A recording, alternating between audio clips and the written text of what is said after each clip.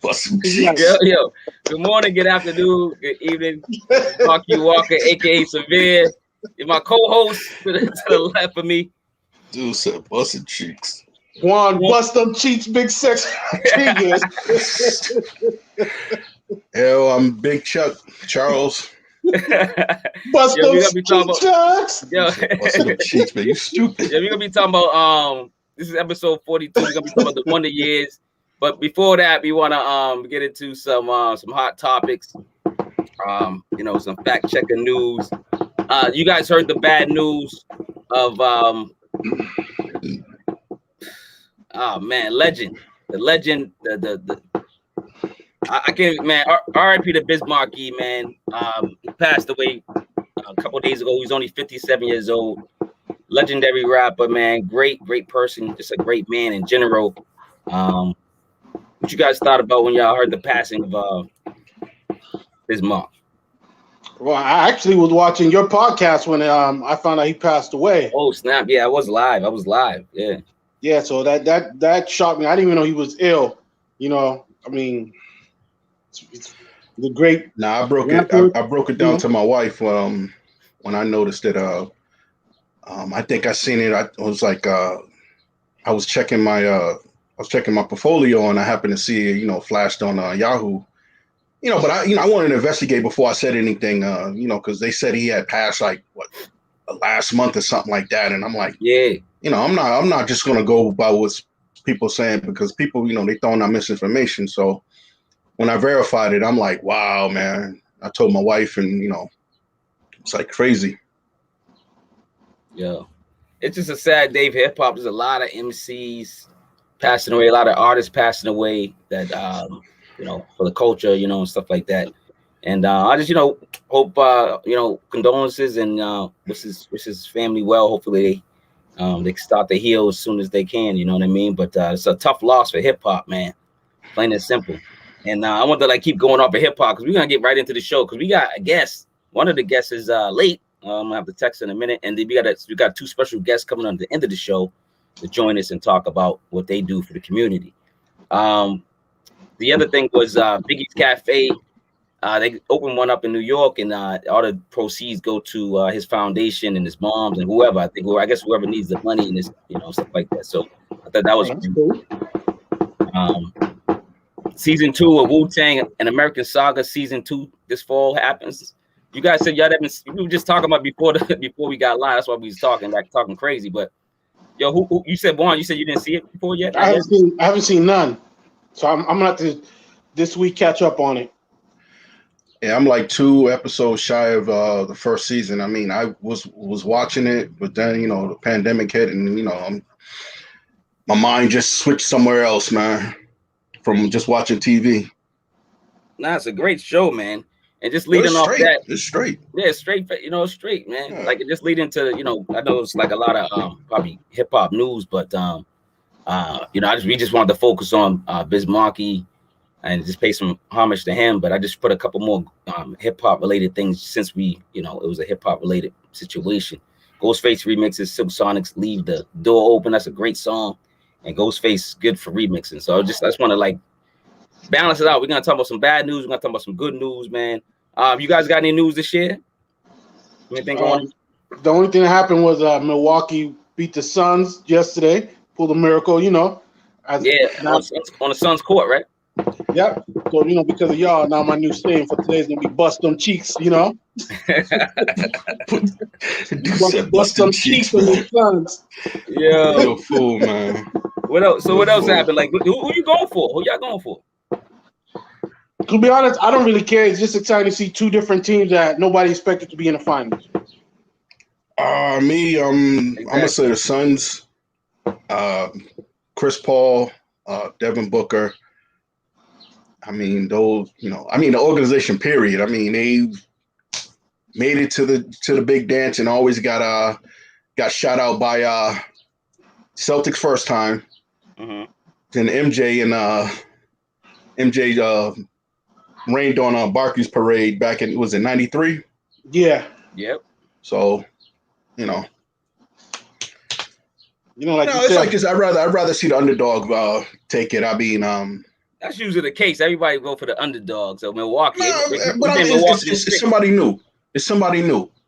Yeah, it's somebody new. What You're about not Chris hearing Paul? Y'all don't want Chris Paul to win a ring? Yeah, I would like him to win a championship. I mean, from everybody that came in, I think came in that draft. I think like the first 5 or 6 of them, everybody has a championship except for him and Carmelo. To me, it doesn't really matter because whoever gets it, it's going to be new players. You know, this is a great opportunity for them to take advantage of it. You know? Yeah. True.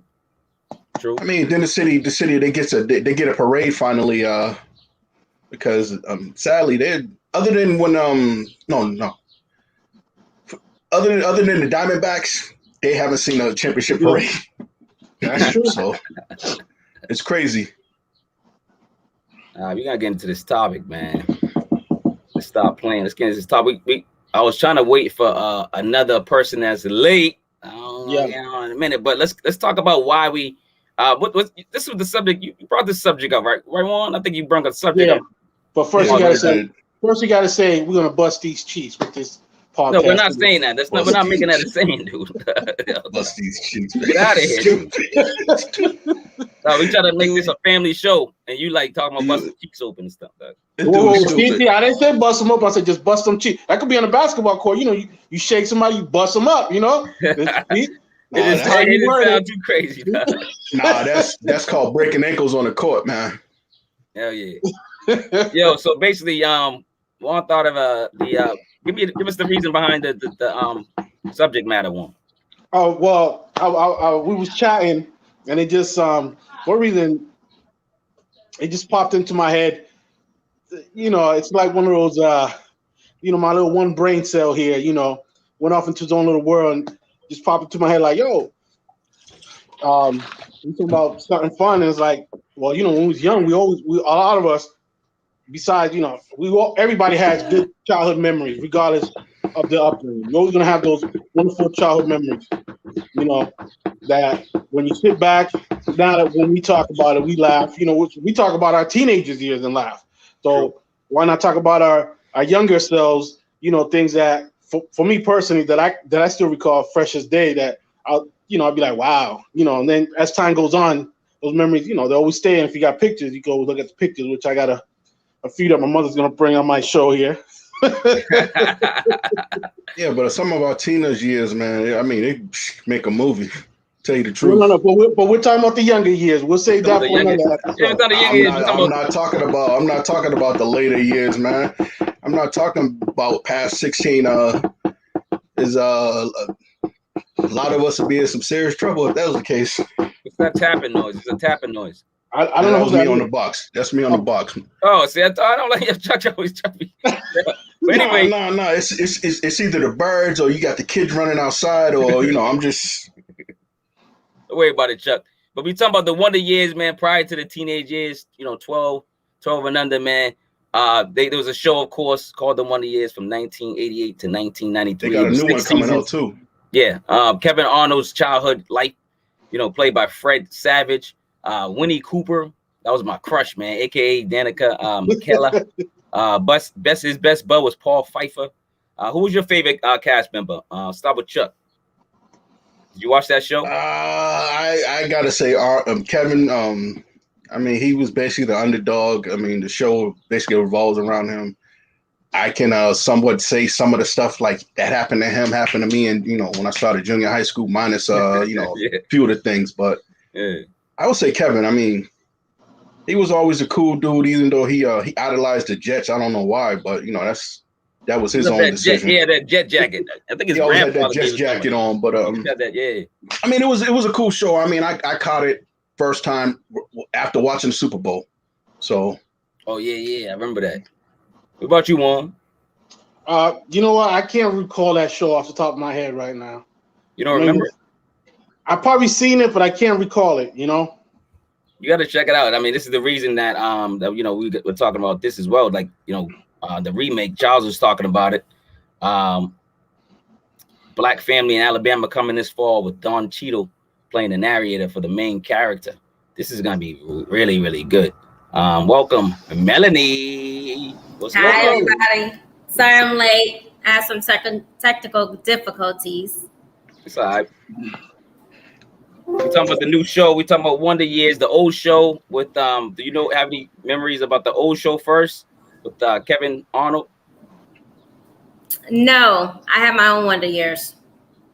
Oh, but have you ever watched the show? Did you? I heard of it.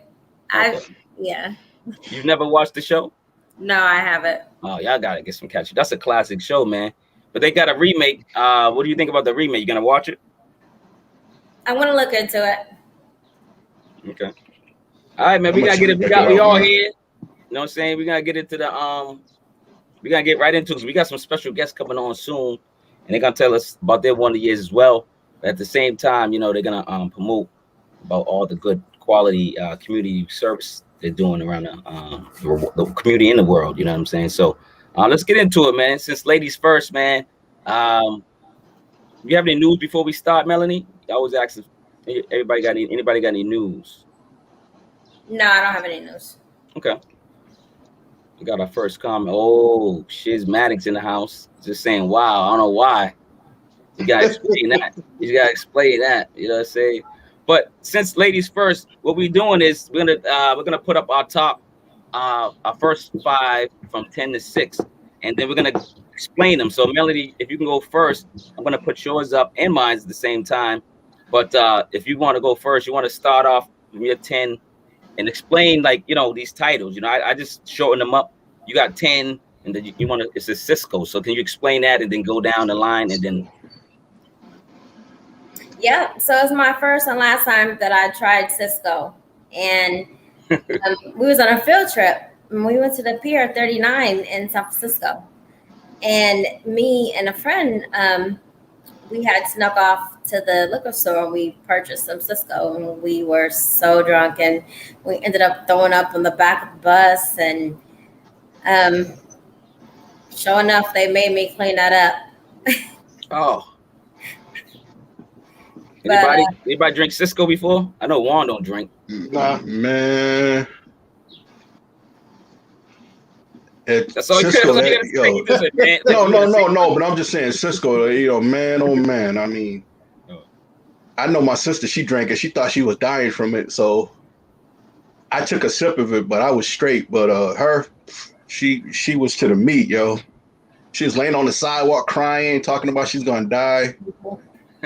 I had to explain to my mother that, you know, that she was. I said she ate something bad. I didn't say exactly why she was, you know, on the ground crying and puking and shit. So I told her, don't ever do that again, because I gotta explain something to Mom, which means if I say something wrong, she gonna kick my ass because of you, and you the oldest. Nah.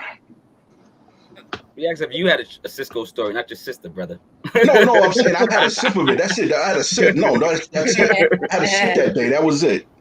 So you never had like a drunk crazy story? Nah, man. They didn't call it liquor crack for nothing, yo. Yeah. I heard it had something in there, so you know a lot of people didn't experiment. I sipped it a couple of times, but I never really messed with it. What's your number 9, Melanie? It says biker shorts. What's up with that? Oh, the biker shorts came out. I thought it was too cute. I had like a few pair. Any stories? Yeah, you just gonna say you had shorts? All women had the biker shorts. You got a story behind it, or you just got salt and pepper days? Wardrobe.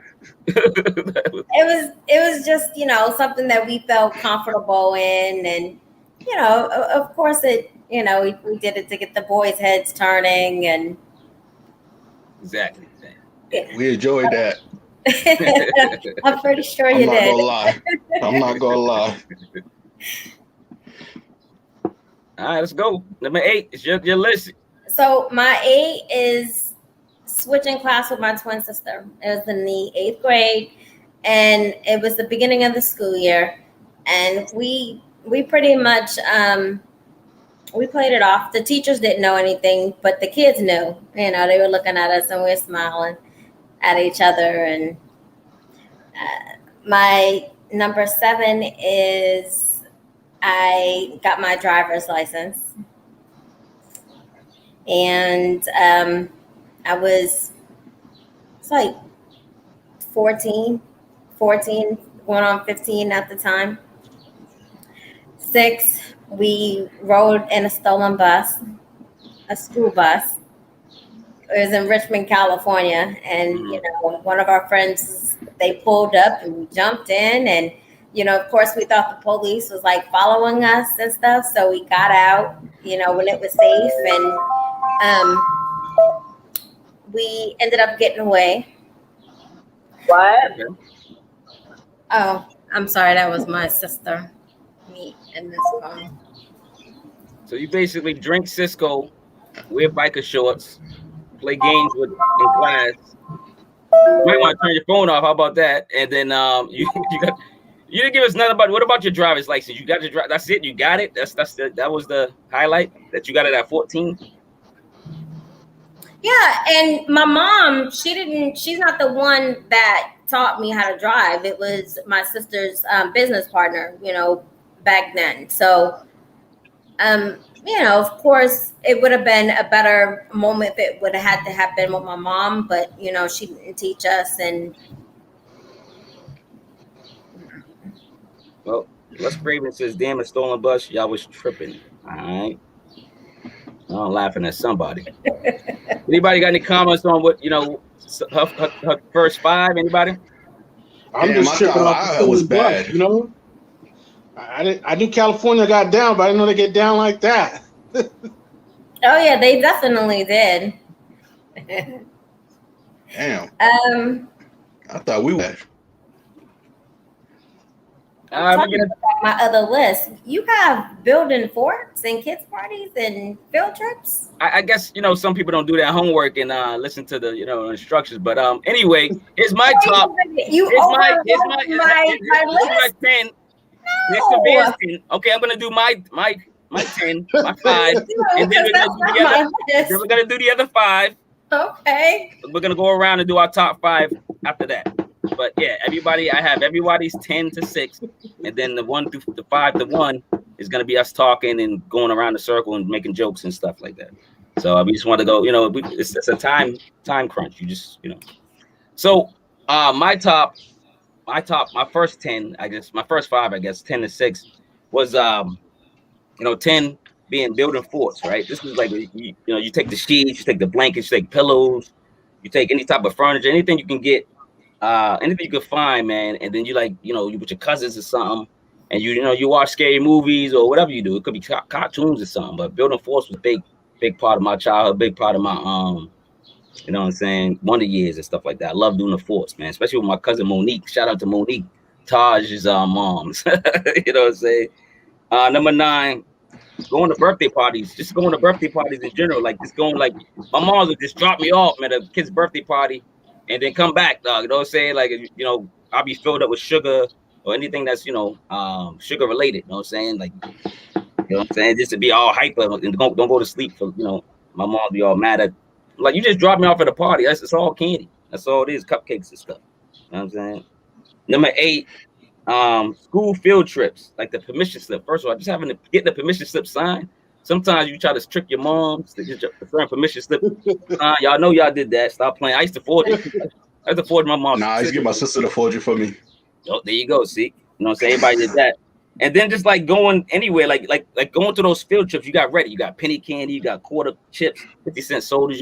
You prepared. It was like a movie. It was like a real trip. You was going to London or something. But this was a field trip. Going to wherever y'all went, like corny trips, you know, museums and stuff, right? Number 7, first day of school. Come on, y'all know about that. You laying out all your new outfits. You just put them all together. Your sneakers, you matching your sneakers with the hat, with the shirt. Then you put that shirt, this shirt, switching this shirt, switching these jeans, these shorts, whatever it is, wherever y'all at. You know what I'm saying? I did that. That was just one of my Wonder Years. I just remember that. I just do that. I did that when I think I was like 2 years old, man. Like, you know what I'm saying? Doing it with the Pampers. I'm like, yo, what pamper I want, with these shoes? You know what I'm saying? So, like, I just remember that. You know what I mean? And then 6 is hanging with family and friends. Just like, I used to be really, really, really close to a lot of cousins and a lot of family, a lot of friends. But you know what I'm saying? You grow older and you start, you know, splitting from these people. Even if it's family, sometimes you don't talk as much or hang out as much as with your family, just because you guys are kind of going, you know, different ways, and maybe some people are maturing, you know, more, you know, faster than others. So that's my number 6. Anybody got any comments on any of those? No, I like to build force with your cousin Monique too. Yo, wait, if Tosh, after Tosh shit, he's gonna knock you out, dog. Oh well.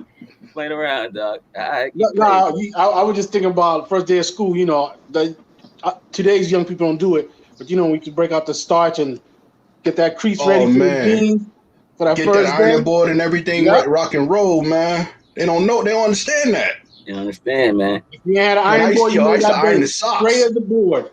I used to iron my socks, man. Starch everything. Know what I'm saying? I got something to say on forts.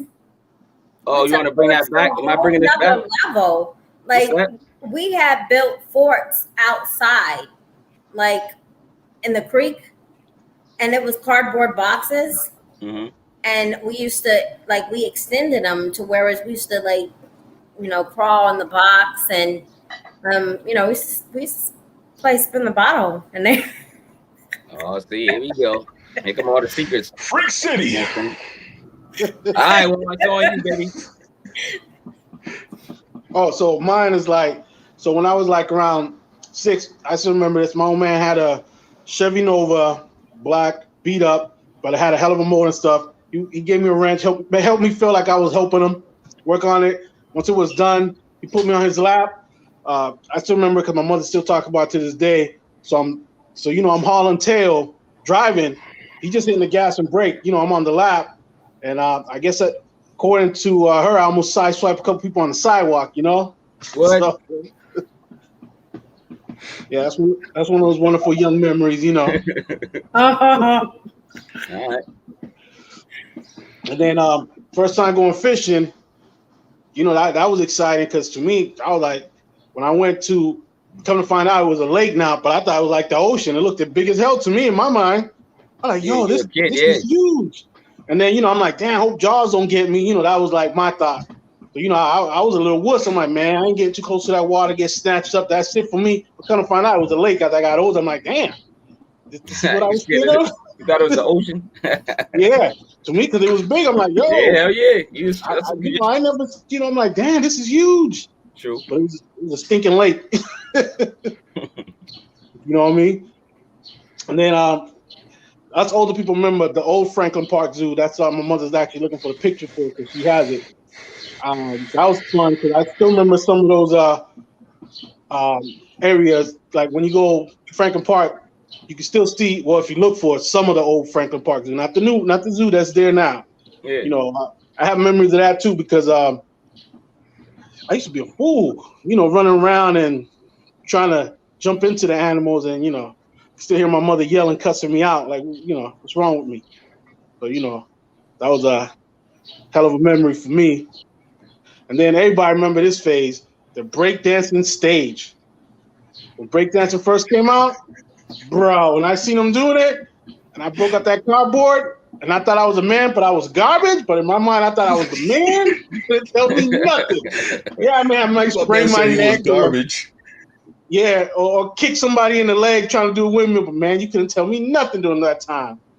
I still break dance to this day. Ask Marquis. She does. She still break dances. Listen, the only thing I'm breaking is bread over some soup or something. And then, you know, I got to thank my uncle. What really made me start enjoying traveling was he was actually the first one to take me to New York City. You know, I thought Boston was like, you know, I'm probably like 8 or 9 when he took me. And when I went to New York, I thought I was on a whole different planet. I was shook, but I was also amazed. You know, I never seen nothing quite like it. You know, to me, that's something that's always burned my mind. You know, watching all those bootleggers everywhere. You don't see that today, like, you know, back in the 80s. You know, bootleggers everywhere. I thought there was a lot of people, but kind of find out as I got older, my uncle was a little hooker himself because he actually took me down. He took me down the street where there was nothing but prostitutes. I didn't know. I'm like, man, they got a lot of women. You know, I'm a young kid. You know, I don't know. I'm like, and then that you know, long story short, he hooked up with one, had me sitting on the damn stairway, steps waiting for him like I'm a damn bum. This is your wonder years. You know what I mean? I didn't find this after I got older. I'm sitting there waiting. He's up there getting, you know, whatever. I'm like, damn, bro. Lord have mercy. You left me on the stoop. All right, Chuck, man. It's Chuck's turn, man. We gotta get the show rolling. All right, man. Number 10 for me was summer camps, man. That was like something big with my mom's, especially with me. She wanted to get me out of the city of Boston during the summertime. I mean, I was basically my brother's protector, so she got tired of me being outside, fighting for him because his ass is always starting shit with people. Where I went to summer camp, and that's where I learned how to swim, do crafts and stuff. Shooting bow and arrows and stuff like that. Learn nature. That's where I found my love for science from going to summer camps. Number 9, junior high school. Used to watch the Wonder Years, so I always thought junior high school was going to be something like that. I used to always ask my sister and ask her, is it true that they throw you in your lockers and stuff like that? And she's just looking at me. So my first day, 6th grade, I mean, I'm looking at all the other kids. I'm like, yeah, I think I could whoop their asses, man. So I'm not worrying about nobody throwing me in no locker, nothing like that. But I mean, it was a new experience because I mean, I'm used to going outside after lunch or whatever. I couldn't do that. You sitting in the class, you see the kids at the elementary school across the way out there playing. Like, damn, I could be out there playing football with them. Oh well. Number 8, when the voice changed. I was a badass kid. I'm not gonna lie. So the teacher used to call, want to talk to my mom and pops. So when my voice got deeper, I used to answer the phone, as my father, saying Lord. That, my wife's not home right now, but what did my son do? And they'll tell me, oh, I'll take care of him. Don't worry about that. So I had the teachers thinking that my father was tearing my ass up, but actually he wasn't. He never touched me for that. Being a little older for number 7, you know how like you had to be in the house when the streetlights came on or be on the front steps? Oh yeah, everybody. Oh yeah. When I after that, I didn't have to be home when the streetlights came on because she knew where I was. Either I was at the basketball court, playing video games with my friends. Well, actually, I'd be already in the damn house, man, tell you the truth, man, because my neighborhood wasn't all that good during my Wonder years growing up. And number 6, sports. Got into swimming and stuff like that. Football, basketball. So those are my my 10 to 6 for Wonder years. Anybody want to add on to these subjects? Anybody familiar with these subjects? I went to camp, but that was like I was 9, and I learned how to swim there. So that's that. All right, now is the portion of the show. So now we do 5. You do your 5, Melanie. I do my 5, and then Warner do his 5, and Chuck will do his 5th, and then we just keep going around. All right. So Melanie, what's your fifth Wonder Year memory? We stole my mom's boyfriend's BMW. Who, you and your sister? I was in a group home. Grand Theft Auto, shit. I was in a group home, and my sister didn't have a license, and I wanted to leave. So she got our friend that was licensed to take it, and they all came and got me. And naturally, the group home called my mom, spoke to her and her boyfriend about it, and he wanted to press charges, but what saved us was that he left the key in the house. Oh shoot! Okay, that's crazy. Anybody on that? No. I mean, hey, I just plead the 5th over here.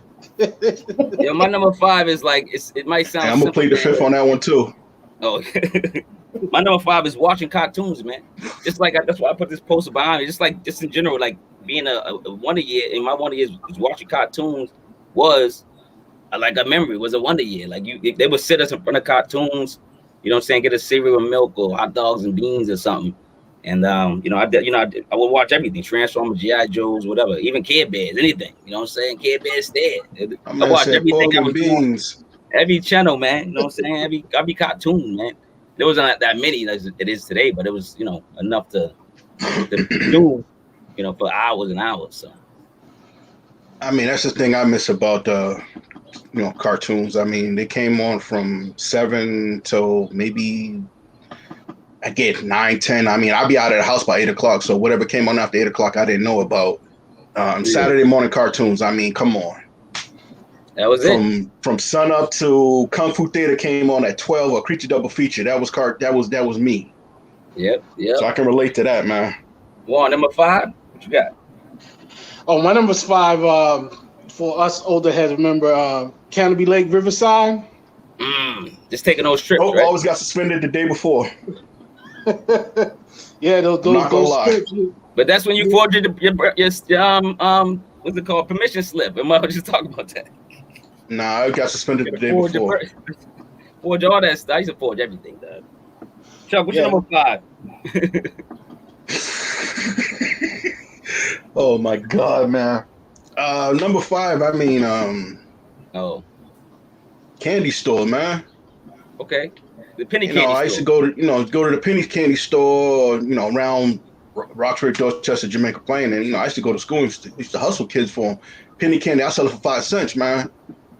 I used to fill that little cheap book bag up with candy. That's the way you do it, man. So you was a hustler back then. Yeah, that's how I got my cards and stuff, my comics. Yeah, that's what's up. Melanie, number 4.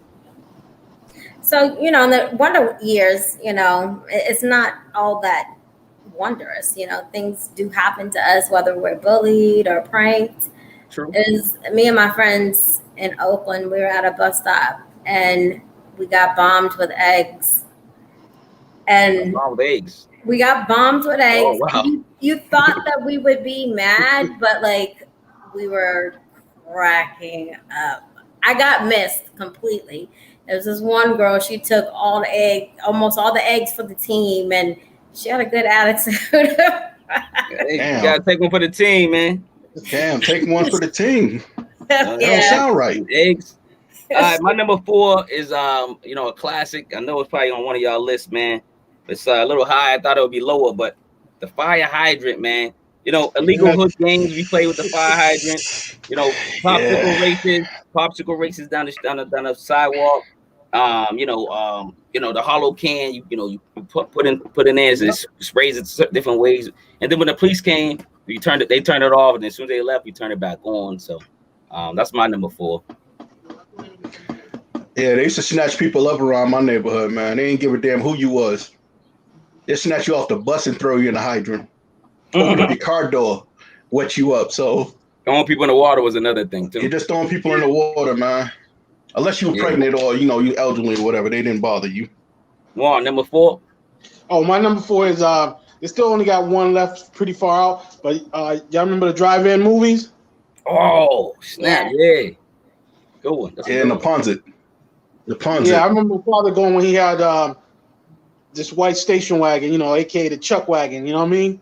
He had one of those, and I remember us going. And I remember laying on the top of it with that little bootleg speaker you could hear. Yep. And that little speaker like, yeah, you hear the goddamn movie, yo. You always get you get the broken one, dog. You be mad as hell. Yep. Yeah. You gotta turn it off and listen to everybody else's. Yo, what you got? If the car wasn't shaking, you would hear it. You can hear it, exactly, making all that noise. Hood cars. Number 4, Chuck. My number four would be the Kite Festival for Franklin Park, man.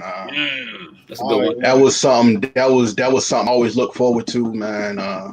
Growing up, you get that new outfit or whatever. You go up there to look fresh to death. Try to get some phone numbers. Without your mom's noticing it and whatnot. I feel that. Number 3, Melanie. What you got?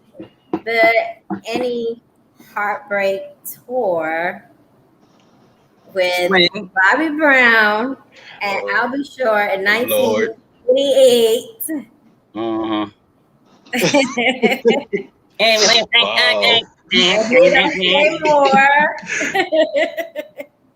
God, that's what's up. Ain't nothing wrong with that. I'm gonna go with my number 3. My number 3 is Bobby Brown came to our school when we were in junior high school. Oh, yeah, but Bobby Brown's from our area, so yeah, we went to concert, so he came to our school for a concert and whatnot. Yeah, was around. They still do support Boston, Mike Bivens and them. My number 3 is First Crush, man. Just like in the Real Wonder Years show, and I know they're gonna do it in the black version. You probably gonna have a crush on a girl or something, but like in your first crush is, it's what it's about, man. It's the Wonder Years. It's like when you liked your first girl. That was just you were that age, in that age range, and it was just cute, man. You know what I'm saying? That was my number 3 right there. You was liking girls at that age, man. I was liking girls back in kindergarten, man, preschool. I was like, man. He probably was too. I'm in the womb, trying to get out the belly, like yo. I know, man. I'm just busting. I'm messing with them, yo. 3, Juan, what's up? Number 3, baby. Oh, my number 3 was when us old head remember out in Dedham when they used to take us to Toys R Us. I just realized we got played. Our first guest is here, but go ahead, Juan. Sorry. They send us to Toys R Us, let us play, run around, because Toys R Us was huge back then. And then we would go back home, and by the time we got home, we realized we didn't get a damn toy. We just spent an hour or 2 there running around, thinking we was getting a toy, but we got our butts back empty-handed. Yep, Toys R Us and Child World in Dedham. Yep. Hey, Chuck, I have a story. Chuck, go ahead. Marquis and Malia was riding the bike in Walmart the other day and embarrassed the shit out of me because, of course, someone came up there and was like, "Oh, sir, you can't do that. Can't do that." You gotta have fun in the store, man. She got a 10-year-old, so I'm how to have fun. You know what I'm saying? No, I mean, that's understandable. I do that with my boys too. Chuck, what's your number 3? And then we're gonna invite Evelyn in, and then she can join the conversation. And then eventually you will start asking her questions about all the great work she's doing. So, Chuck, what's your number 3, right? You're on 3. Yep, 3. Yeah, good, Chuck. Noticing all the girls in my class that had boobs. Oh, this dude. Hey. Oh, my God. Hey. You got to remember, I got an older sister, so I looked at her friends, but when I would the ones that were my age didn't have it. Okay. So when we got to junior high school, that's when ooh, shit. I'm gonna leave it at that. All right. Okay. Noticing breasts. How am I gonna transition introducing somebody? But anyway, here we go. Lord, but anyway, hey, she went to school with us. She knows. I know. Evelyn Brito. I said Brito, right? I'm guessing. She'll correct me when she comes on. She's an executive producer, creative film producer, screenwriter, and director with over 15 years of professional experience. Event and marketing manager with years of planning events, booking speakers, and engaging in attendees. Please welcome and please give her a hand of applause. Evelyn Brito. What's going on, girl? Evelyn Brito, burrito, whatever. Oh, Brito. What is it? Same old. I remember in Madison, one guy was like, "Hey, Eva Burrito, where you work at Taco Bell?" And I said, "Yeah, with your mama."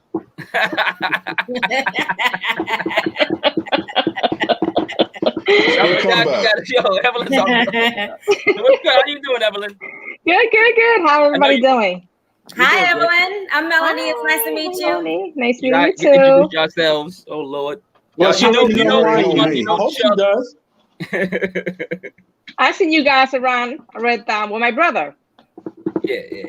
Mm-hmm. Your brother, is he here? Was he here recently? I thought I saw a photo. God knows. Oh, okay. No, he hasn't been here. Last year he was. He comes and goes. But yeah, join our conversation. We're on number 2. We did a countdown. Number 2 for is it my turn? No, it's Melanie's turn. It's Melanie. You can join in, Evelyn, if you like. Melanie, what's your number 2 for Wonder Years? What is it? We're doing Wonder Year memories, like memories from 12, 13 and under. Oh, okay. Yeah. You can think of something. Melanie, go ahead. You're number 2. So Wonder Years was also about learning lessons, and I learned a valuable lesson. I was taught pretty much not to hang out with just anyone, especially whether if you're drinking or you're smoking weed, because a friend of mine went to go hang out with a stranger just because they offered weed and drink, and she had a near-death experience. Like, he beat her so bad to where they had to cut off all her hair because she had like a lot of gashes in her head. Like half of her pinky was cut off, and yeah, that was kind of That was sad. Sounds tragic. It was very tragic. Yeah. Wow. You just make it tough for us to go to our number twos. But this, like, what a transition. But anyway, I guess I'll if you could think of one, Evelyn, just chirp in. But my number two is just playing outside. Then my number two is just playing, getting out. Like, we would go outside and play, and just do whatever. We had imaginations. We could play with rocks. We could play with, we get a board, cardboard, and a ski with it. I mean, a sled with it. Like, we did things. We just created things. We had better attention spans. We had better creative minds as kids, and we played outside. What you do today? Play outside. That was something. We played. We went outside. That was it. Right. That was the action. You know what I'm saying? So that's my number two. One. Nice. My number two was when I got my big wheel. You couldn't tell me nothing. Okay. You know, Which one? What kind you have though? Huh? Big wheel. Listen, man, I can't remember which one. I had the one with the little brake on the side, and I was just always looking for a hill to pull up that brake and bust that little Batman. Huh? The Dukes of Hazzard one. Yeah, whatever it was. It's been a minute, you know. With the handbrake on the side where you spin out. Yeah, the Duke of Hazzard one, man. I had the Incredible Hulk. Man, y'all sound rich when y'all was kids, man. Y'all had the one with the brake. I didn't have the one with the brake. You had to use our feet like the Flintstones. Nah, that was only on the bike. What's your number two, Chuck? My number two, man, learn to watch what I say to people, man. I thought just because I was a kid, I can just pop off to anybody. Dude hit me so fucking hard, he knocked me out on my feet. But I got him back 3 years later. Yeah. Learned my lesson, you know, don't sell wolf tickets when you ain't got nothing, you ain't got no ammo behind you. Oh, there you go. I hear you. I feel you on that, Chuck. You froze a little bit, man. But you got a fan on your. You better get a fan on your laptop. Y'all better, when it starts getting hot, y'all better. I'm sorry about that, man. Put those fans on there and work y'all magic to get that. My laptop's not hot, thankfully. Oh, okay. Evelyn, you think any Wonder Years childhood memories you want to share before we go to our number one? Yeah. I remember, just like just watching my mom discipline us because she had to be, the mom, not only the mom, but also the dad. So she had to think creatively how to keep us in line. So we would do things and then nobody would admit to it. When Carlos like, I didn't do it. And I'm like, I didn't do it. My sister said, I didn't do it. So she's like, okay. So she had this bird. Whoop everybody else. Yeah. So she would put up the window and she would whistle. And she said she would line us up on the sofa. She's like, tell me who did it. Now this little bird that I'm going to call at the window is going to tell me who did it. And that did the trick. And then my sister would confess. She's like, okay, it was me. But I learned that they like, wow, my mom was so creative in getting us to confess, how much it took from her to think outside the box. Your mom's got that look though. You about to tell? I was telling her stuff, and she didn't even understand English back then. No. Because I was like, oh, I'm just snitching on anybody. And she didn't even know what I was talking about. Are you Cape Verdean, Evelyn? I'm sorry? Are you Cape Verdean? No, I'm Dominican. Dominican. Okay. Yeah. A lot of people think I'm Cape Verdean. Yeah. Brito. Yeah, Brito. It's Portuguese. So I always get Cabo Verde. I'm like, no Cabo Verde, Espanol. Hey, Evelyn, you're gonna help me with your next guest. His AKA, he's here. I'm gonna give a Jerry. Okay, yeah, go ahead. Jerry Diaz. Is it AKA Elmo? Was it Difoca? Difoca? I'll let him explain. Oh, he's gonna explain that. It's co-founder, writer, and director of Room 28. He has written and been featured in several viral videos, sketches, and parody videos, indie films. He's in The Stock Room, and I Am Not Okay, co-host of the Men on Pause podcast and the Latin G's podcast. Also the co-host of reality show, is it Bodega? Makeover. Yeah. Introducing. No, he got Gerardo Diaz. It's my government, man. I'm all over the place. How you doing, man? It's government name. It's government. Yeah, this is my government. So explain the AKA, man. Welcome, man. Well, I mean, what's going on? How's everybody doing? Hello, how you doing? Hi, Geraldo. Everybody introduce yourself. This is, first of all, y'all know this is the Passive Podcast, episode 42, Wonder Years. This is Juan to my left, big, aka Big Sexy. You got Chuck, Big Chuck. Then you got, of course, Melanie, and then you guys, of course, are here to introduce yourself. So, tell me a little bit about yourself, and then we'll go to our number ones, and then we'll start this. I got you. Yeah. Well, I'm Jerry Diaz. You see my government there, Gerardo, but my government is I go by Jerry Diaz, aka Elmo Difoca. Oh, okay. Say that again. Elmo Difoca. Okay. That's what I say. Let him explain it to you. I'm like, I didn't want to say. I'm like, what? I'm saying, bro, I don't know what's wrong with that name. But anyway, yeah, that's my name. You know, that's my boss right there. That's the boss lady, Evelyn, Brito right there. Yeah, no, and I'm from New York. I'm a comic actor, writer. Do a little bit of everything. I do a little bit of everything. Yeah. Well, okay, so we dived into our top 10. We got our number ones for our Wonder Years. We're gonna start that in a minute. But you got any Wonder Years? You want to get anything you want to tell us before we start about some Wonder Years? Anything you can think of, Jerry? Wonder Years? Well, I grew up in New York, man. So there was some real crazy Wonder Years here before before Giuliani was here. But I mean, you know, the typical New York, you know, hot summer day with the hydrant going, buying the ices. That's, you know what I'm saying? Like that's pretty much. I mean, you know, that's how we. If you were from New York, you grew up in New York, that's you know about that. You know, on the stoops, just part of New York. Stoop. You know what I mean? Anything not to be indoors, just in stoops. What part of New York? I'm actually from Harlem right now, but Washington Heights, man. So okay. I can tell you what Washington Heights is really like, not like the movie. Not the movies. not the movies. The movies are wrong. What? No. Somewhat inaccurate, but we'll get to that later. Beautiful movie. Beautiful, yeah. Yes. All right, so we're gonna continue to do our number ones, and then we're gonna give you the floor. You guys the floor in a minute. Melanie, your number one. What's your number one? Wonder Year. Drum roll. What is your number one? 1987 Def Jam with LL Cool J, Public Enemy, Eric B. and Rakim, and Houdini. Oh, so you just be rocking out to all these shows. And the reason is my number one is because it's the first concert that I went to without an adult. Oh, word? Yeah. That's nice. Anybody can join in that conversation or no? Anybody been at a concert by themselves at that age? Well, how old were you? I was 13 going on 14.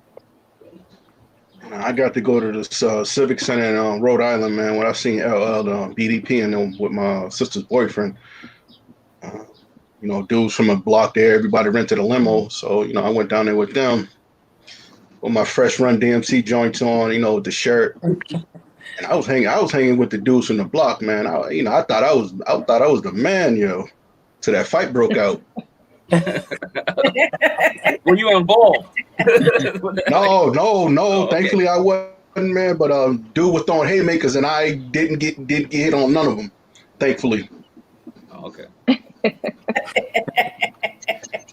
Lord. It's on me now, right? My number one. Now, my number one's.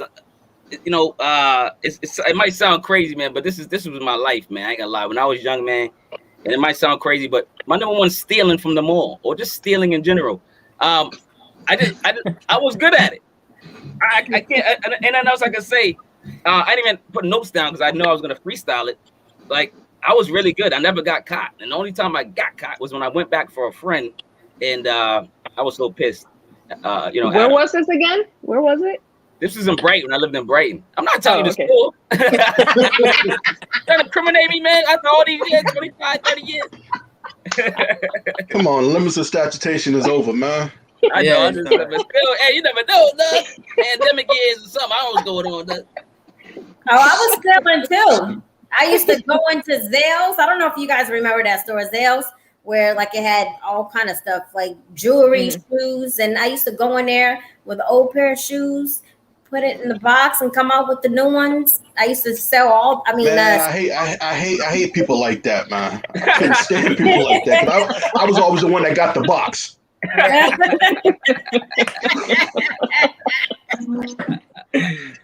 Yeah, I used to steal at Sears. Remember Sears? And Sears was not Sears? like, Oh, it was Lord. like, you know, it was just a cheap them- place. yeah, I remember them. that. Mm-hmm. Yeah. Now it's most expensive now. It's like, people are like, what you get that at Sears? You remember that? Remember Yep. that line? Yeah. Mm-hmm. You get that. Or Bradley's. Bradley's Oh, was a 50% Bradley's. shop. Bradley's a You got to Zed. sneak in there.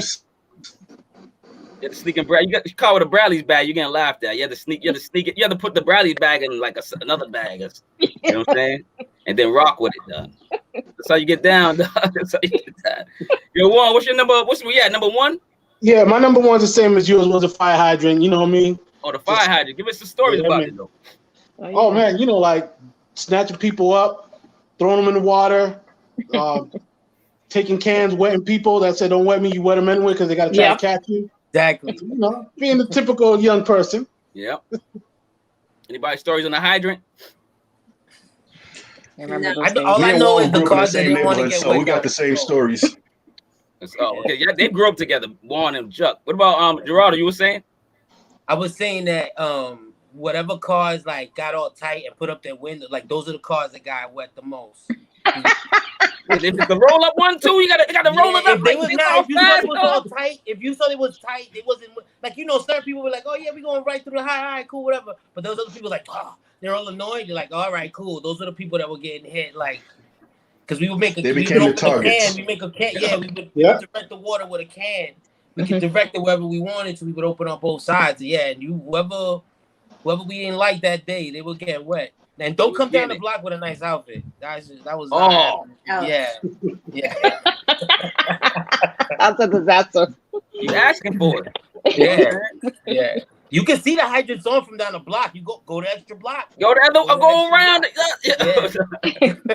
You knew the distance it went. You know what I'm saying? When they put the cup on it, so you knew where to walk. Come on, man. You know what I'm saying? Yo, Chuck, man, you what's up? Number one, man. Your number one was good. My number one was sneaking into different movie theater hopping, man. Yes. Yeah. Theater hopping, man. Yes. You know, you go to the matinee show, you see one movie, you know, you time it out right. You know, as the people are going into the next movie, you just walk in behind them and don't get caught like somebody. But we're not gonna say no names.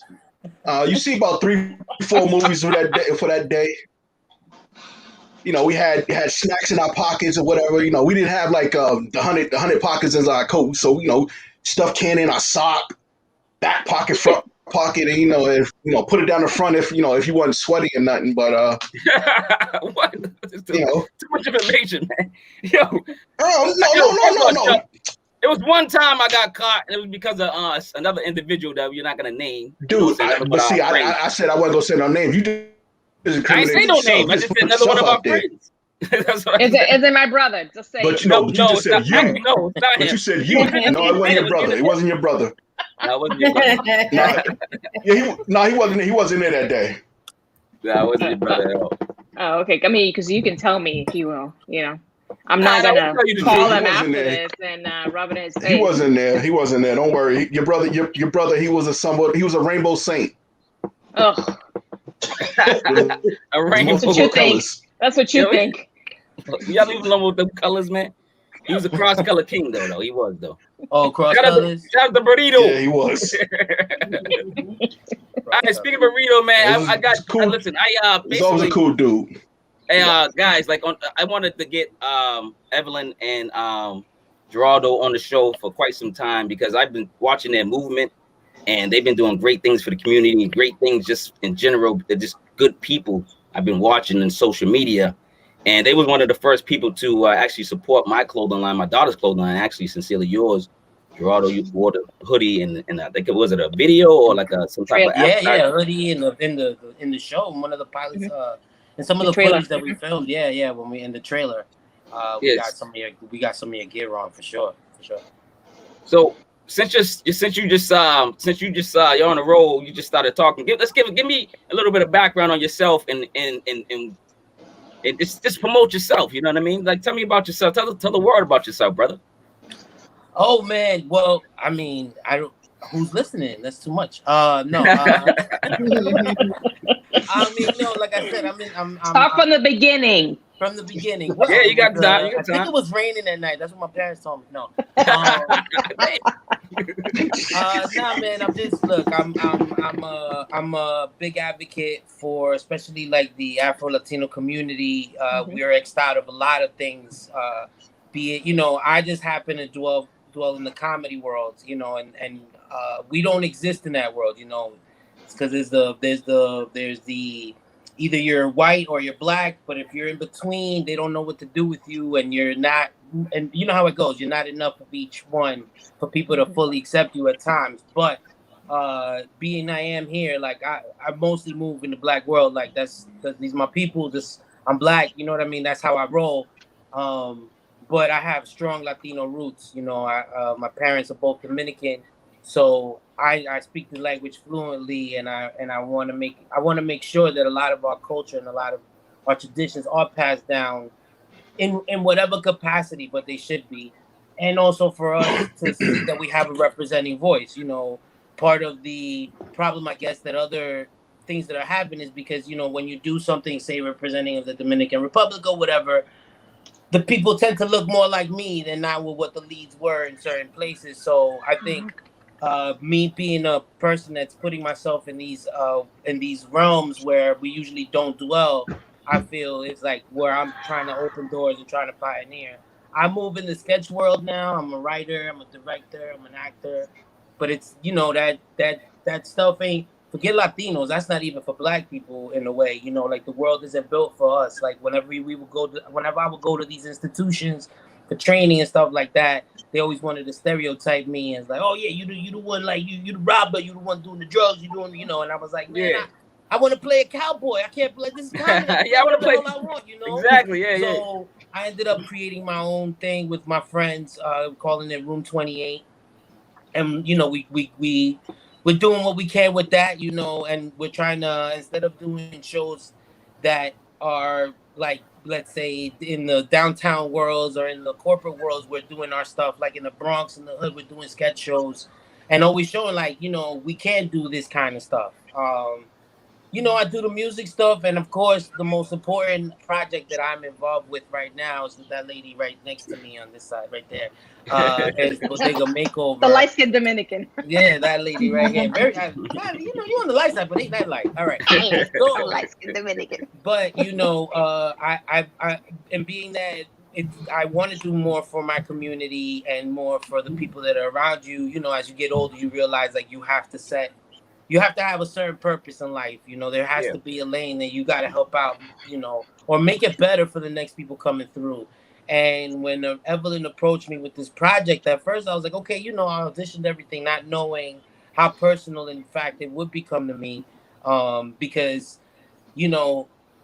like and I know this, Marquise, like, there's a whole mentality that has to change, right, with our people. And a lot of it, not only is it a mental thing, but also what we're taking into our bodies. Like, what are we, the nutrition and the I'm going to say the bad habits that we've picked up along the way, be it because of environment, socioeconomical situations, or education, whatever it may be. So I also found out like a lot of times we don't know that there's other options when it comes to what we are putting into our body. And it's not always the things that we're taught that is only that, oh, this is what's really good for you. It's not always the case, and not, and whenever it came to me about this, as far as like finding healthy, fresh food in food deserts, because it's a very specific thing. These bodegas are usually located in places where you can't find nutrition and you can't find healthy foods. So she brought my wacky ass on. I was like, yo, let's do this.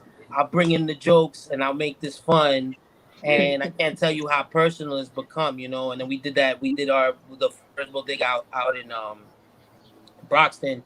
And it was, it was a beautiful experience. And I was like, yo, we got to keep doing, And and it's like I said, it's become a personal now. I mean, it's changed the way that I eat, even the way that I look at food.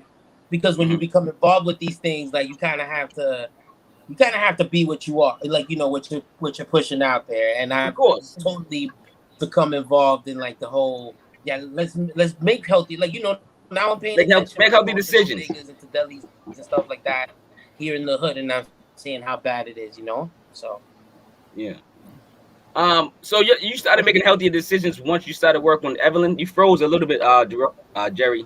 Hopefully, I think we can still hear you. Can you say something, Jerry? Jerry? You hear? Yeah, he froze. He froze. There you are. You're back. All right, let's just he froze again. We can continue. Let's pass the mic then. Evelyn, so give us some feedback. Let's pass the mic since he's having a little technical difficulty. So Evelyn, give us some more insight on what Jerry was talking about, and just explain your side of it and what you bring to the table. Yeah. I mean, when I decided to do this particular project, I didn't really think about sort of the health aspect of the community. It was just sort of like normal for us, like we kind of normalize unhealthy eating, right? We kind of normalize bodegas not having. Oh, you're back? Okay. He's back. No, I'm just going to say he's back. Okay. So I'm like, no, you're back. Yeah, man. I'm sorry, Evelyn. Sorry. I'm in a basement somewhere. Sorry, y'all. Hey, what's going on, man? What did you do? Exactly.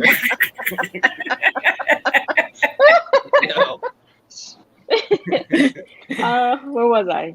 Sorry, Evelyn. Y'all can bounce off each other, man.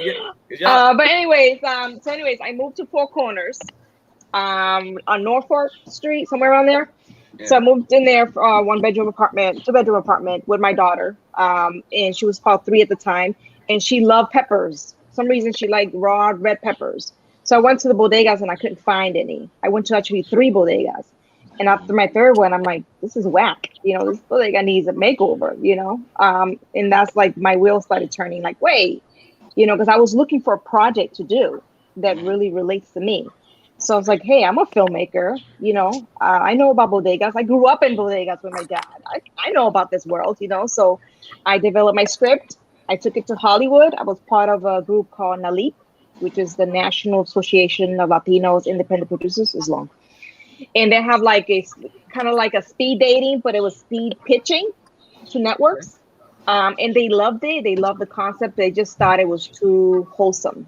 They thought it was like too good. They wanted like a novela in a bodega. It didn't have enough drama for them. Yes, I was gonna say they want some drama. Yeah, they want some reality housewife stuff or something. Right, inside a bodega. And I was like, this is not something that I really want to focus on. I came back to Boston and then just started working on it. And it took me 6 years actually to get to where I'm at now. And I actually met Jerry through what's his name? Oh my God, I forgot your friend's name. He's an actor. Oh, J.W. Cortez. Yeah, W. Cortez. He was in the cop show. It's not Miami, is it? FBI? No, New York. Was it New York Cops or something like that? Gotham. New York Undercover. Gotham. Oh no, he was in Gotham. Gotham. Oh, Gotham. Okay. Yeah. Yes. So I asked him. I said, "Hey, you know anybody? That's good." And that's especially Afro Latinos, because I really wanted to start with that. I wanted somebody that can relate to the community and understand the culture. So I was like, I need an Afro Latino, and plus we're very underrepresented in the industry. So he connected me to Jerry, and I was like, I gave him a script. He auditioned for me. I'm like, this is it. That's what's up. Jerry's really in the basement somewhere, and listen. Yeah, he vanished. Yep. Hey, Evelyn, you gotta tell us now. Are you in trouble? Jerry, you got in the basement? So we're all accomplices. He's moving. Blink twice. So we picked up Bodega in Roxbury, Vega Brothers, which is on Greenville and Dudley. Mm-hmm. And it took me a couple more months to get everything together. I mean, I had all my ducks in a row. I have a general contractor. I had free materials. I had everything done. I'm like, okay, we're ready, right, Jerry? We're ready to film in April. And then COVID hit. And all the free stuff, materials, contractor, gone. Oh. Yeah. So I needed to raise this. I knew I was going to be short 10,000. So I had to raise $10,000 on a crowdfunding campaign. Oh wow! That's how I started market. No, very well. I got a very generous donation from the wife of Manny Ramirez. It was Mary Ramirez. Thank you. I got you. The baseball player. Yeah. Yes. Nice. Boston great. Yeah. Yep. And I just sent it to her. I'm like, hey, what can she might give me something, she might not. And then I woke up the next day. I'm like, oh snap! Look it up. Things happen to good people, man. And I just kept working at it. And then I became the general contractor. I mean, I don't know how many times I've gone to Home Depot. I think they knew me by name. And then, it was a hot day. We filmed for 3 days, maybe 4. Yeah. No. You came back, right? We filmed for 2 days. You left. I came back, filmed another 2 days. Yeah. Mm-hmm. Yeah. Yep. We completed the pilot. We did a, nice, grand opening with the mayor. He's not the mayor anymore, but he was there. And then he kept asking Jerry if he was going to move to Boston, become a Red Sox fan. He said no. Beantown, man. Let me get the hat out when I got on today. I don't get the full head. What did he say to you? What did he ask you? Though? No, first of all, he made sure that I wasn't a Yankee fan. That was number one. He was like, "You're not a Yankee." I was like, "No." So he's like, "When you come into Boston?" I was like, "Nah, man, I'm staying." But now I come and visit.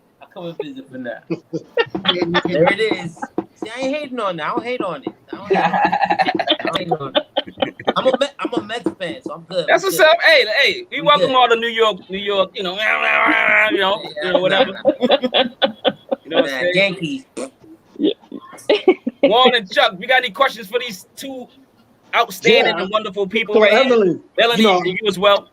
Yeah, I got a question for Evelyn. Me growing up with your brother, I never had an idea that you was going to enjoy film. What got you into it? What gave you the itch to get into filmmaking? So I did watch Juan Carlos do commercial design, and he was supposed to do videos. So I helped him in a lot of his videos, and I was like, oh, I kind of like this, because I just took over his project. Don't tell him that. And then I remember him starting. I never knew if he finished or not. No, he didn't finish it, but no, he finished the project, but it was because I gave him, I worked with him with the camera. Okay. And I kind of felt, I'm like, ooh, I kind of like this kind of, control kind of thing, telling people what to do. Oh, there we go. So if your man is watching, you better run. Run, dog. Get the man on him. I delegate now.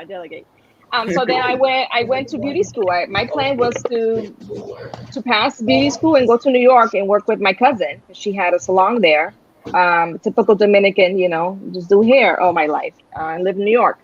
But that didn't happen. I got pregnant. I stayed here. And then I started doing makeup and hair for movie sets. And I saw how they were doing it. And I'm like, I can do a better job to that guy. And so I was searching for classes, and I know I couldn't afford to go back to college. So a friend of mine said, why don't you just take classes at BNN, Boston Neighborhood Network? And they can teach you all about field producing, studios, all of that stuff. So I did that. And then I wanted to produce a show, but I didn't know what kind of show I wanted to produce. So I signed the lineup, and public access is only 3 things, right? Music videos, church, and community stuff, right? Yeah. So I'm like, people need to laugh. This is boring. So I started a comedy show. So I went around to comedy places and I started videotaping comedians. So I did, interviewed John Witherspoon. Wow. I interviewed Mike Epps. Oh, wow. Dave Chappelle. He didn't let me interview, but he's like, okay, I won't let you interview, but you can watch the show. I'm like, okay, I'll take that. Hey, take it. Take whatever hey, at least you got the, That's right. So I did that for 5 years, and then I got a scholarship to Los Angeles Film School, and then I went to LA for two and a half years and came back. Nice. Now I have a question for Jerry. What got you into comedy? He was born funny. Just kidding. You know what it is, man? It's weird. Because my thing was music. I was gonna be the best rapper ever. Snap! Yeah. Music was my thing. And then, music took a turn where you had to you had to be shot a couple times and arrested and stuff. So you before Kanye, before Kanye. Oh yeah, before Kanye. Okay, before the love and the church and all that stuff on the album. Yeah, I mean, I've always been. I mean, it was one of those things. I've always been like the funny dude at work and all this other stuff. But it's one thing for people to tell you, and then there's another thing for you to go do it on stage. And I ended up writing. My cousin's in the business, so I ended up writing a lot of stuff for him and seeing people reacted to it. I was like, man, that's okay, cool. He said it wrong, but it still hit. Like maybe I should do it. And then that's when I kind of I started doing it. I like on the whim. He told me he was doing like this independent movie. I came in and I played like 3 different characters and costumes and stuff. Like nobody was ever gonna recognize me. And then but people were telling me, yo, this is funny. And then at the premiere of the movie, there's a stand-up comedian that I really looked up to. His name is Roberto Vanderpool. He's the first Dominican to ever go to the Apollo. He did the whole thing, right? And he's in the audience. He's sitting next to my mom. And he told my mom, like, yo, your son is like talented and all this other stuff. So then I was like, all right, let's go for it. And then when I started doing it, things kind of took off. And then I started getting hired to write for a lot of different people, giving them jokes and stuff like that. And then once I started writing for them, I was like, I could do stuff for me too, maybe I could do, and I'm not really a shy person, so I went up there. I started writing like my stand-up pieces were like monologues, like I wasn't even thinking about the last. I was just like, this is how I'm gonna say it, kind of thing. And then after that, I was like, once you get comfortable on stage and you get used to like interacting with people, that was it for me. Get my sets, man. I started like just telling jokes with people like around me, so I never had like a set. You know what I mean? Yeah. I knew a joke what I was gonna end up on, but that's why I could never make it in the comedy like stand-up world either, because I didn't like doing the same set every night, every 5-10 minutes. Okay. But you gotta do that. It's a craft. You gotta. That's why I respect that, because there's a lot of work and a lot of like determination that goes into that. So it's different. But then once you become a pop, like you start thinking in different ways. And I was like, yo, instead of putting comedy shows together at comedy places, I would rent out a theater. We would rent out a theater and just fill out the theater and have people come, like fill it out that way. Instead of it having to be a comedy club where people got to buy drinks and get 5 minutes and all that stuff, I just started putting events together in theaters by myself. Yeah, that's what's up. Hey, Chuck, you got any questions? I want to shout out Jeffrey Lopez in the chat real quick, man. You shouting out everybody that's here. No, I don't have any questions, man. I mean, I got another one for Evelyn. Evelyn, now is your end game. Oh yeah, see, you can't give me the mic because I'm snatching it. Now, are you trying to become like a household name in the film industry as a producer and director? That's your ultimate goal? Yes. I definitely want to continue producing more content like this that really highlights, unrepresented people like Native Americans, like, Afro Latinos, Filipinos, that also doesn't get, they're like the lowest of Asians, like they don't really, you're right. So like I'm for the underdog, and to tell that's their story. But yeah, so my dream is to definitely keep producing as much as I can. Evelyn, aren't you a comic too? Have you been on stage? I did one time, long time ago, and I'm like, comedy is not for me. But when you're in the art in that area, you got to try everything, to really know where you like, because I went to film school. My major was producing, but my minor was cinematography. And I'm like, yeah, I am not a camera person. Like, I'm asking way too much. How much does this cost? This is crazy. I got a question for both of y'all. And Jerry, you can answer first. What's your passion? Like, what really motivates you guys? What's your real passion? Share with the world, I guess, in friends, family, fans, about your passions and what makes you tick, man. What makes you tick, Jerry? What's your passion, man? Tick, man. What's weird? That's a loaded question, man. It could be a complicated answer. It could be a simple answer. I mean, for me, it's my passion is using the gifts that I was given, to make this world a better place. So, I mean, I got my kid now, so my kid takes a lot of like, I want to make sure she's good. That's a lot of what I do, what I do for.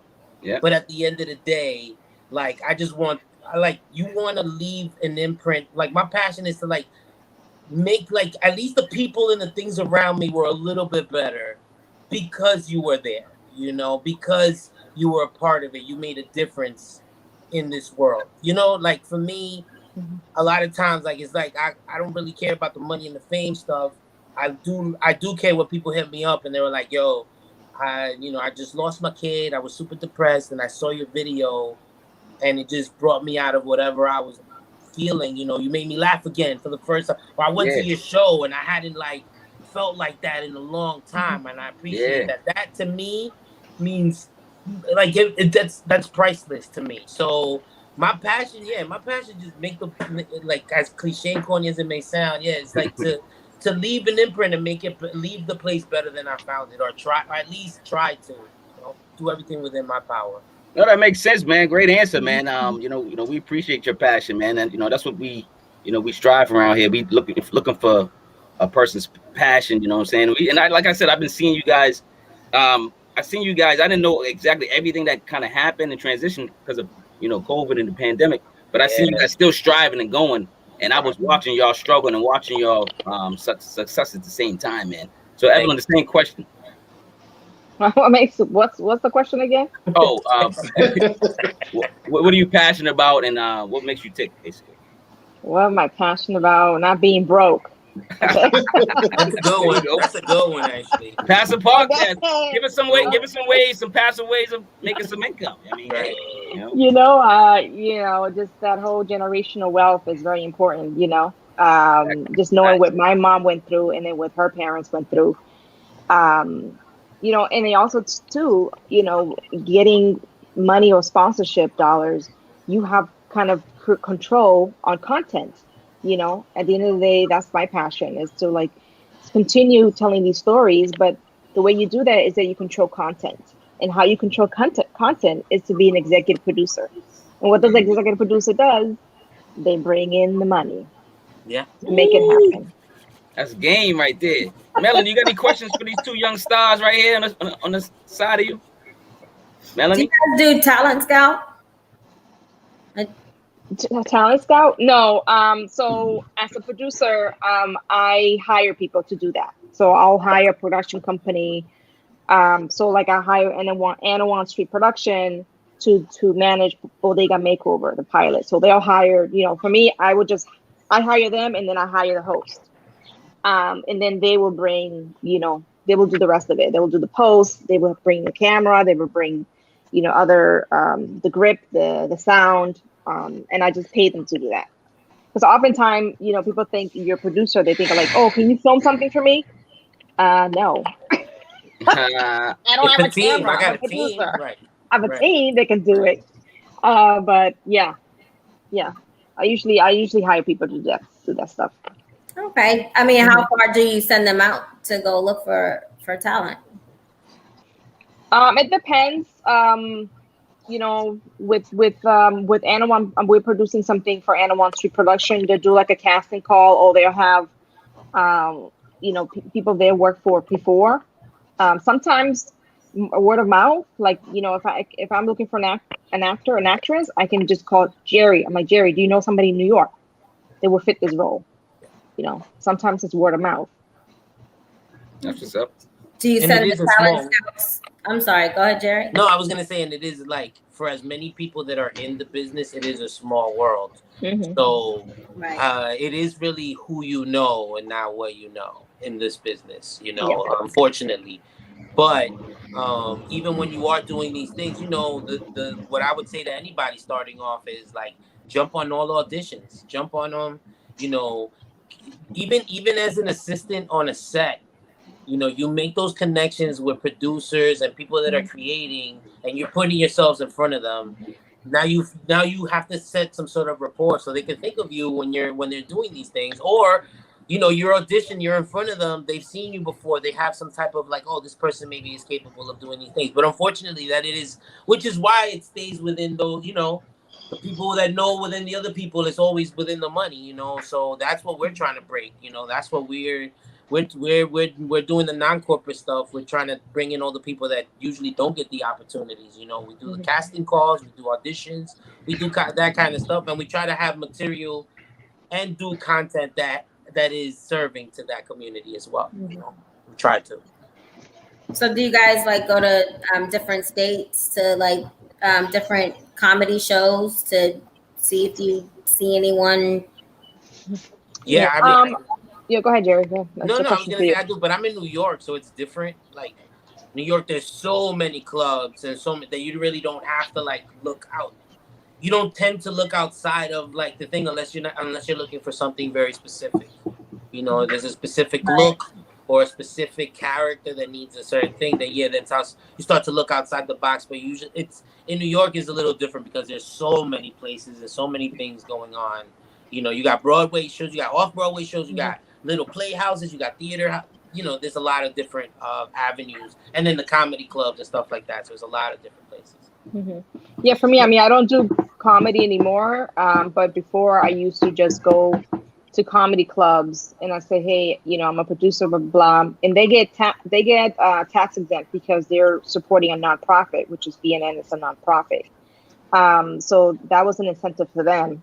And I'll just go up to, you know, comedians and say, hey, what I'm doing. Can I videotape you? You can get a copy. And they love that because they can use that as like their, you know, what do you call it? Reel or, yeah. So I used to help a lot of comedians out. I don't know if you guys remember that fire that happened in Rhode Island, that nightclub. Yeah. You remember the nightclub? Oh, the ones that I think they was against the. I think it was called the station. Yeah, they was like, was it like pyrotechnics, The pyrotechnics went off and they just caught the building on fire. Yeah, and some of those people died. Well, I videotaped in that comedy place, and the police called me because they wanted, because I took a tour with the whole place with the comedian, so I had to turn in my tape to the police. Because you had to the place. Shit. Did they give it back to you? Yeah, but they used it as evidence because they were like, you know, they were like styrofoams on the wall. I'm like, that's kind of strange. You know, you only see those on like inside of a studio, you know, like an audio studio. But it was all over. Yeah, it was all over the wall. All right, guys, we're coming down to the end of the show, and this is the show. This is the time that we promote. Passive Podcast, episode 42, the Wonder Years, man. I had a great time on this, man. Great highlights, great. Thank you guys for sharing all your Wonder Years, from my co-host to my guest co-host, Melanie, and of course, our special guest co-host that came on to it today as well, Jerry and Evelyn. What you think about the show? I'm gonna have you guys promote first, and then y'all can bow out and take off and promote. Hopefully, I got the I'm promoting you guys right. Can we still donate to this cause? Oh no, the crowdfunding, I gotta take that off. You gotta take that off. Okay. Yeah. Okay, because I put it on because I saw it still on the site. So. Oh no, I have to take that off. No, we raise our money. Okay. So yeah, so you can watch the trailer in the pilot at mybodegaMakeover.com. And if you know a bodega in need of a makeover, we like to hear those stories as well. Jerry, any last words you can promote, or you can say some positive words? Listen, please support Bodega Makeover. Watch us. Make sure that your family watches, and anybody that got a bodega need, send them over. I got to promote my other shows, the Men on Pause podcast, That Geeks podcast. Check out, if you want to see comedy and you want to laugh a little bit, check me out on Room 28 Comedy. You check out our YouTube page. We're all over the socials, and it has been an honor to be on your show, man. Thank you so much for having us on, brother. Thank you, I appreciate it. Yeah, thank you. It's great. Thank you. I'm going to I have all your. I'm gonna gather all your information. If you guys want anything else put in the description, just let me know off air and text me, get in touch with me, social media. Y'all know y'all got the number, and appreciate it, man. Jerry and Evelyn, man, great people, great people at heart, man. Y'all got great hearts, man. That's the people I want on the show, but you're actually doing something for the community. Nice to meet you. Hey, I'm gonna send you an invite. We're gonna do a Vega Brothers healthy smoothie day. I'll send you the invite so you guys can come. All right, sounds good, man. I'm there. Looking forward to it. We gotta get Jerry a Boston Red Sox hat. I'm rocking. Let's do it. Peace, y'all. Massage your head. All right, Jerry. All right, guys. What y'all think about the show, man? It was good. It was fun, man. I enjoyed it. I'm like that. glad Informative, Jerry and man. Evelyn showed up. You know, they were fun, interesting. Plus, I ain't seen Evelyn in a while. I know, right? I wanted to surprise you, but Yeah, I'm glad to see see she's doing well. I had to send you like the research. I'm like, he's gonna find out. They're gonna find out who it is. I mean, I knew who it was when you were saying it talking about it, but you know, like I said, I'm glad to see she's doing well. One of our dear friends' sister, former classmate for me and Red. So yeah. So Melanie, What up? promote, and thank you for being on the show. Thank you for being the co-host. Thank you for inviting me. Had fun. But if you want to promote something, you want to promote and say something positive, you know the drill. I want to promote my line. I'm at Facebook, all inclusive at Cabo Verde ×2. Instagram, Nini's Apparel. You can find the coasters on Redbubble. That's what's up. Yeah, my Nos Conos shot glasses. I don't know if you guys see that, but yeah, we get it. Yeah, we can see it. Oh, okay. Yeah. Are you trying to make us alcoholics? 1 for 8, 2 for 15, 3 for 21. All right, no doubt. That's what's up. Sell. All right, Melanie. All right, thank you. With you. Bye, Melanie. Bye, Chuck. Bye, Big Sexy. Hey, you have a good one. All right, Joe. What's up, man? Any kind words? Any promotion before we get out of here? I'm gonna promote the wife's jewelry making line. New Creations 21, Etsy, or you can go to Yolanda Brown on Instagram. Handmade jewelry, beaded jewelry, whatnot. She puts her heart and soul into it, and she told me earlier that she got a request from Miss Melanie to make her some jewelry. Yeah, you're Melanie. Oh, okay. That's what's up. She was telling me about it earlier. I was meaning to tell her thank you. Oh, well, you tell her thank you. You can tell her for me. Okay, thanks, Chuck.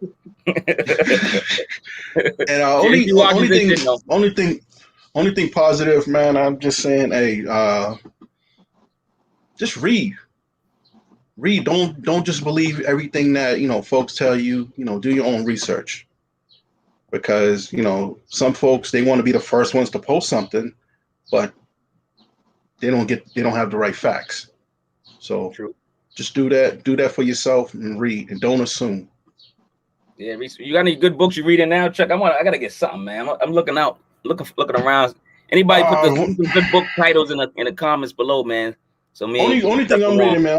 I'm back on my computer books and stuff. I'm trying to get my younger son Isaiah into doing like the kid programs and stuff, because this boy is forever. Dad, can you download this? I'm like, listen, man, play the games you got on your thing. You know what? Learn how to make your own game.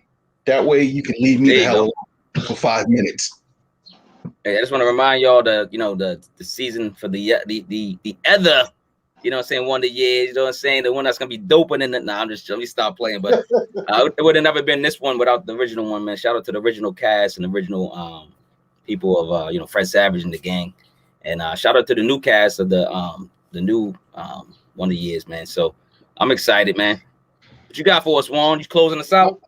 Yeah, man. I mean, hopefully next week I have some good news. Hopefully my something I'm working on I could have. Could promote that hopefully next week. And that's it, man. We're out of here. Just make them cheeks clap.